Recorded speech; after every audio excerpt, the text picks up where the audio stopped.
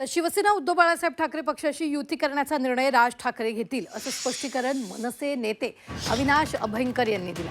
मात्र राज ठाकरे जे निर्णय घेतील ते मराठी हिताचा असेल असंही अभयंकर यांनी म्हटलेलं आहे।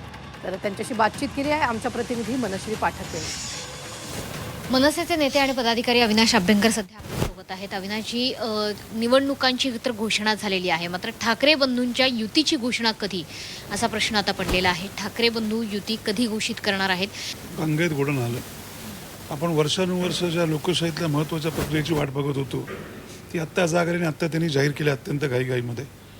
आणि तुमचा जो प्रश्न आहे तर कधी युती होणार, काय होणार, तर जर काही होणार असेल तर तो निर्णय आमच्या पक्षाकडनं फक्त राजसाहेब ठाकरेच घेतील, परंतु जो घेतील तो नक्की हा महाराष्ट्रातील मराठी माणसाच्या भल्याचा असेल, महाराष्ट्राच्या नवनिर्माणाचा असेल।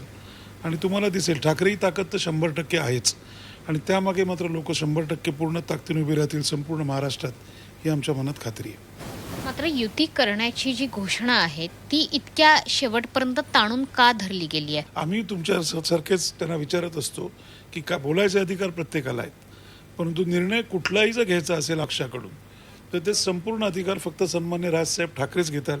आत्ता निवडणुका जाहीर झाल्या आहेत, आपण थोडे वेळ थांबू, बघू नक्की निर्णय काय होतो काय होत नाही। परंतु एवढं नक्की मी आपणास परत सांगतो की राजसाहेब जो निर्णय घेतील तो या मराठी माणसाच्या हिताचा असेल, भल्याचा असेल आणि महाराष्ट्राच्या नवनिर्माणाचा असेल।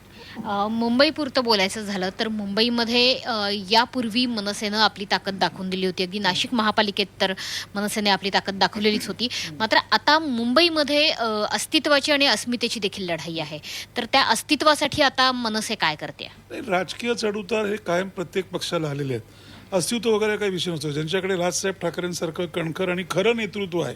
कारण लोक ह्या सगळ्या राजकारणातल्या बसबसपुरीला कंटाळले आहेत, कारण मतदान केलंय एकाला, एक पक्ष फोडून कोणी दुसरीकडे गेलेले आहेत आणि लोकांचं मत हे गृहीत धरलं गेलेलं आहे।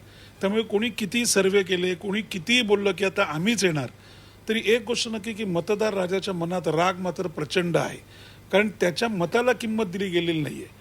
त्यामुळे तुम्हाला दिसेल हा अस्तित्वाचा विषय नाही आहे, हा विषय विजयाचा आहे।